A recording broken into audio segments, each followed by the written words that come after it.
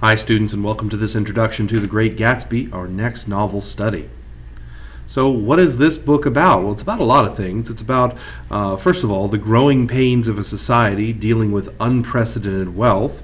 It's set in the 1920s, which was an age of a booming economy here in the United States.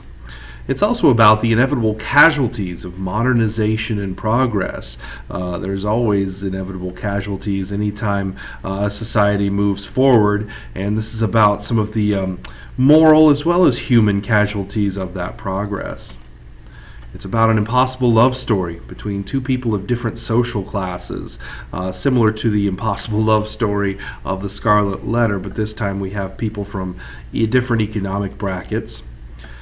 It's about living the American dream. It's about coming from nothing and making oneself into something in an age where anything seems attainable, which was definitely a common sort of theme of the 1920s in America.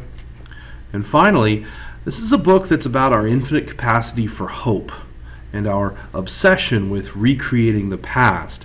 But it's also about the disastrous toll that this must ultimately take on all of us. Some key facts about the book. Great Gatsby is its full title, written by F. Scott Fitzgerald, published in 1925. The setting, it's set in Long Island, New York in the summer of 1922. Point of view, it's told from the first-person point of view through by a narrator with a limited perspective. The narrator is biased. He does participate in the narrative, and so he is sort of biased in that regard. The genre, it is fiction, it is novel, it is modernist, it's what we consider a jazz age novel. A little bit of information about F. Scott Fitzgerald himself. He was born in 1896 in St. Paul, Minnesota, so he's a Midwesterner. He died in 1940 in Hollywood, California. Didn't live that long of a life, battled alcoholism late in his life, and he died in Hollywood where he was living as a screenwriter at the end of his life. Before he was a famous novelist, he showed signs of his ability to write at a very early age. He even attended a prestigious Catholic prep school in New Jersey before finally enrolling at Princeton, so had the availability of a good education. However, developing his writing skills in college ultimately came at the expense of his schoolwork. So he dropped out of Princeton before graduating and enlisted in the Army. It was 1917, so it was just in time for World War I. Unfortunately, or fortunately for him, he viewed this as a point of personal grief. Unfortunately, the war ended before he was ever shipped out, and he often remarked. He often remarked that he wished he had been able to go overseas like so many other great American authors were able to, like Ernest Hemingway and so on. But he didn't get to do so. After the war was over, he worked in advertising before his first novel hit really big. That first big novel was This Side of Paradise in 1920. After This Side of Paradise, he followed it up with The Beautiful and the Damned in 1922, then Gatsby in 1925, and finally his last novel, Tender as the Night, in 1934.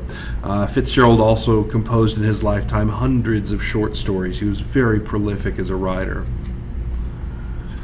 Some of the motivations behind The Great Gatsby, well, Fitzgerald's life sort of mirrors that of his protagonist, Jay Gatsby, in the novel, in a lot of ways. Those ways, though, are difficult to explain without spoiling the novel, so if this seems general, pardon me.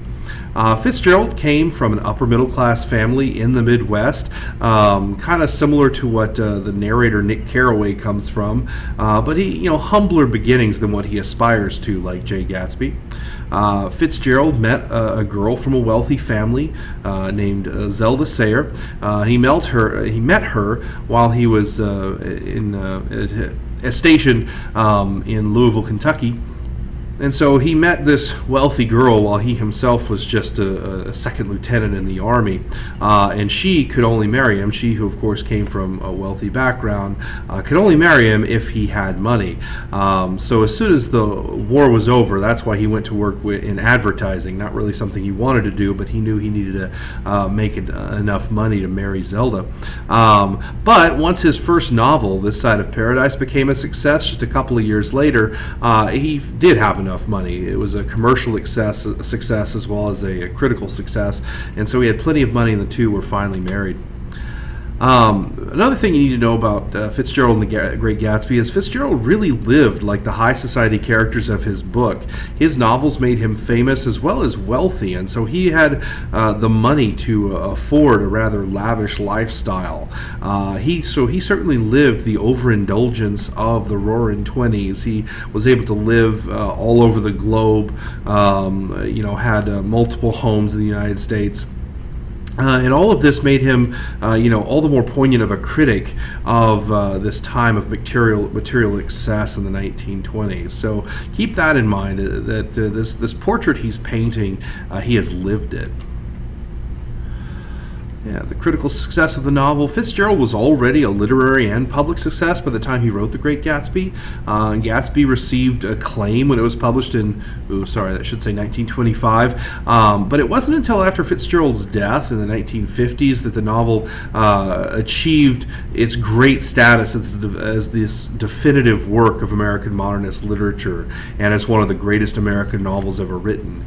Yeah, it really wasn't until the 50s and the 60s that we sort of fell in love with this book and decided that this was the kind of definitive novel to define the era of the 1920s, to define that kind of modernist genre. It's also one of the most popular books among students. My students typically by the end of the year remember this book more than any other book, and I'm sure that if you ask your parents what book they remember most from high school, they'll probably tell you it was Great Gatsby. There's a lot of reasons for this. First of all, the book's relatively short. We could knock it out in just 2 weeks if we really wanted to, but we're going to go ahead and spend a full 3 weeks on it. It seems to cover a little bit of everything, so it seems like every student can find something they like about it. It also paints this strikingly clear portrait of a very fascinating time in American history, this time of extraordinary success and wealth in the American society just before it comes all crashing down in 1929 in the following decade with the market crash. A little more about Fitzgerald and the Roaring Twenties. If you want to know some more information about Fitzgerald's life, if this book fascinates you, you want to know a little bit more about the fascinating author behind it, I have posted a link to a short video. It's only 3.5 minutes long. That's a little bit more in depth of a biography of Fitzgerald.